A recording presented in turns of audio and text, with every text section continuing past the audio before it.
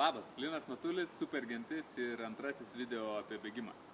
Prieš kokius 3-4 mėnesius aš pusiau juokais padariau trumpo video, kaip bėgti ilgas distancijas nežalojant savęs. Tai ir jis tapo labai populiarus, peržiūrėtas jau daugiau kaip 12 000 kartų ir peržiūrėję tą video žmonės uždavė kalną visokių klausimų.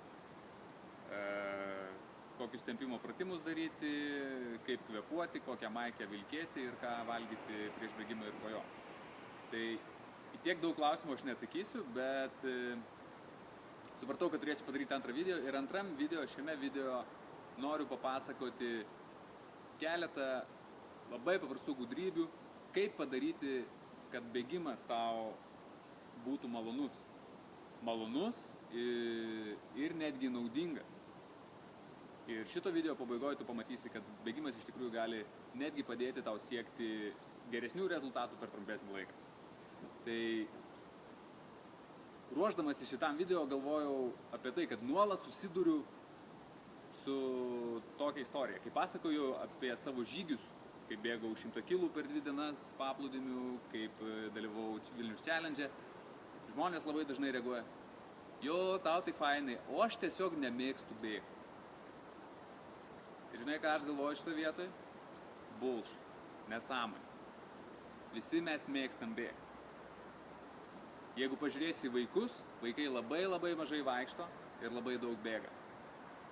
Ir bėgimas iš tikrųjų yra natūrali tavo kūno džiaugsmo išraiška. Tu turi daug energijos, tave pagauna šitas pursmas ir tu bėgi. Dėl to taip sunku yra man pasakyti, kiek būtent per dieną aš nueinu ir kiek nubėgu. Nežinau. Nes aš bėgu net kai nesiruošiu specialiai išeiti pabėgioti, ar ne? Tai kas nutinka pakeliui, tai tu išmoksti nemėgti bėgimo. Išmoksti labai paprastoje vietoje mokyklui. Mokyklui mus daug ko išmokti. Tai tu išmoksti nemėgti bėgimo, nes tave verčia bėgti. Tave nepasakoja, kaip bėgti. Neišmoko pačios technikos. Nepasako, į ką gali atkreipti dėmesį bėgdamas. Nesako, ką turėtum valgyti. Ir blogiausia, tave verčia bėgti pažymį. Ir kai tu tą pažymį gauni blogesnį negu kiti, automatiškai susijai neigiamus jausmus su bėgimu. Be visų kitų neigiamų jausmų, kuriuos jau turėjai. Ne? Nuovargis dūrė šoną, stresas apskritai mokyklų ir taip toliau. Gerai, ilga istorija trumpai. Visą šitą tu gali pakeisti labai greitai, sutelkęs dėmesį į porą dalykų. Vienas tai yra kvėpavimas, antras tai yra minčių arba dėmesio valdymas. Ir labai praktiniai patarimai bus po 3 kiekvienam, 3 patarimai konkretus kvėpavimui ir 3 patarimai konkretus minčių valdymui. Tai kvėpavimas. Pirma taisyklė yra, įkvėpti turi į pilvo apačią.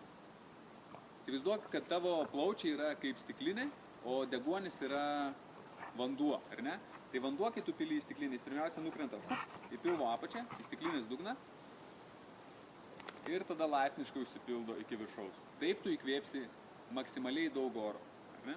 Tai čia pirma taisyklė. Antroji taisyklė yra, iškvėp visą orą iki galo.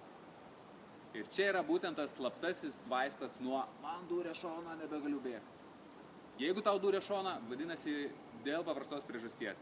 Tu neiškvėpi viso oro ir tavo plaučio apačioj kaupėsi anglies dvideginis. Būtent nuo jo tau ir pradeda durti šoną. Tai kad jo tau nepradėtų durti, tu paprasčiausiai išpūsk visą orą iki galo. Atkreip dėmesį, kad tu turi išpūsti visą orą iki galo. Nepradėk gaudyti oro. Ar ne? Ir jeigu to pradėjo skaudėti, tu paprasčiausiai ką padaryk? 2 minutės papūsk orą biškį stipriau, per jėgą. Ir pamatysi, praeis skaudėti iš karto. Trečias pratimas, patarimas arba trečia taisyklė tai yra, pamiršau, kvėpavimo dažnis, kvėpavimo ritmas. Man labai puikiai veikia tokia taisyklė. Kvėpuok kaip galima rečiau, bet kad tau būtų patogu. Tai va šitam tarpe, kur susijungia kaip galim rečiau su man dar patogu, yra tavo kvėpavimo dažnis.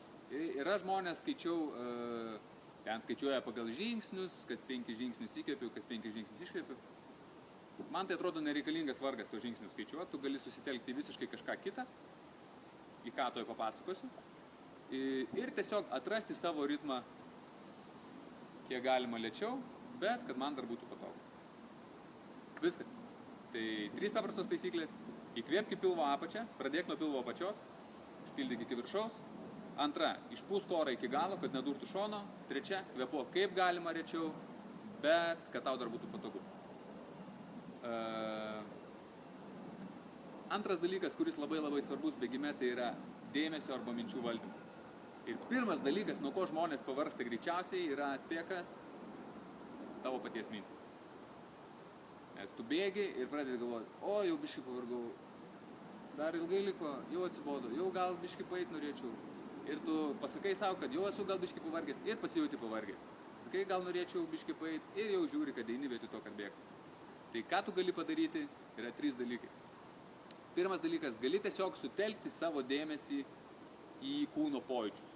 Vietoj to, kad suktum galvoj kažkokias nesąmonės, sutelk dėmesį į savo kūno pojūčius. Ir čia yra labai daug ką stebėti.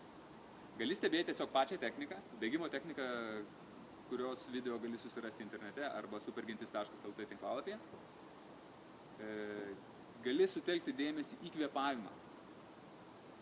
Tiesiog stebėti, kaip tu kvėpuoji. Gali sutelkti dėmesį į savo širdies ritmą, žiūrėti, kad nepersistengtum. Tai yra svarbu, kad nepersitreniruotum. Gali sutelkti dėmesį į tai, kaip tavo kūnas šyla ir kaip jam malonu bėgti ir kaip jis vis geriau jaučiasi bėgdamas.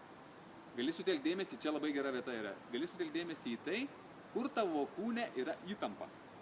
Kur tu jauti įtampą ir su kiekvienu iškvėpimu tą įtampą išleisti iš savo kūno. Sutelkti dėmesį gali į labai daug dalykų, finalizuojant šitą vietą pasakysiu tik tai tiek, kad labai svarbu yra nesinervinti. Jeigu tau grįžta mintis, ar ne, stebiu čia savo kvėpavimą, gerai, stebiu kvėpavimą ir vėl pradėjau galvoti kažką. Ką rytoj valgysiu, gal jau reikėtų nustoti bėgti, tai jau biškai gal atsibodo, gal biškai pavargau. Tiesiog pastebėjai šitą, nesinervink, ramiai grįžk prie savo pojūčių stebėjimų. Ir po kiek laiko tai bus labai lengva, labai natūralu ir tu bėgsi be jokių minčių kaip koks dzen budistas. Antrasis patarimas, arba antroji galimybė, tai yra tiesiog paversk tas mintis, kurios tau nenaudingos ir kurios tau beprasmės, nuo kurių tu pavargsti ir nuo kurių tu viskas atsibosta, paversk inkantacijų. Mintim, kurios yra galingos ir dirba tavo naudai. Aš naudoju, galim sakyti, 2 formulės inkantacijų. Viena yra tokia. Pradžia visą laiką vienoda. Kiekvieną dieną, kad ir ką bedaryčiau, ir tada tu prisidedi tai, ko tau labiausiai dabar reikia. Aš esu vis laimingesnis ir laimingesnis. Aš esu vis sveikesnis ir sveikesnis. Žmonės aplink mane vis laimingesni ir laimingesni. Aš esu vis produktyvesnis ir produktyvesnis. Vis išmintingesnis ir išmintingesnis.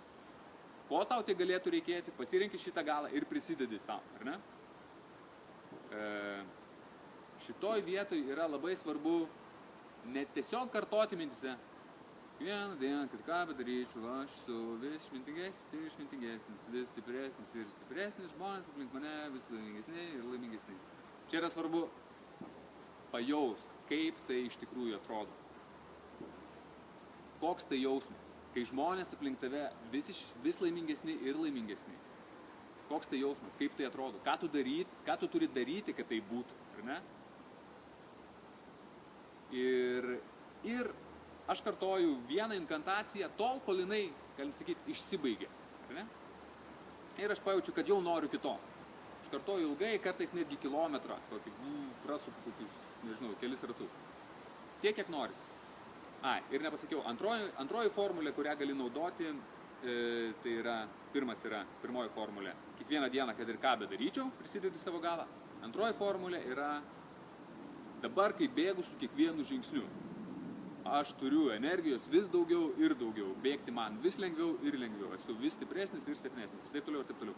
Antrąją formulę aš naudoju, kai jau būnu pavargęs. Jeigu bėgu varžybose ir jau, viskas jaučiu, kaip dingsta jėgos, aš tada pradedu naudoti. Dabar, kai bėgu su kiekvienu žingsniu, man bėgti yra vis lengviau ir lengviau. Energijos turiu vis daugiau ir daugiau. Ir tai, tave sugrąžina. Ir vėl tu gali keliauti dar labai toli, dar labai ilgai.